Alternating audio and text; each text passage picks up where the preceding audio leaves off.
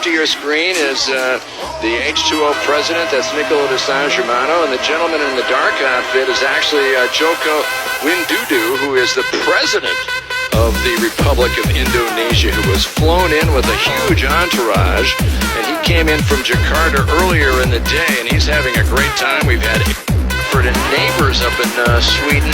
They all help out in the community. They try to help their buddy and neighbor, Jonas Anderson, the best they can to get him to have a successful season. It's kind of a great little group gathering there. Oh, for sure. I mean, the passion in Scandinavia in general for power motor racing, especially Formula One or any form of motorsport, is quite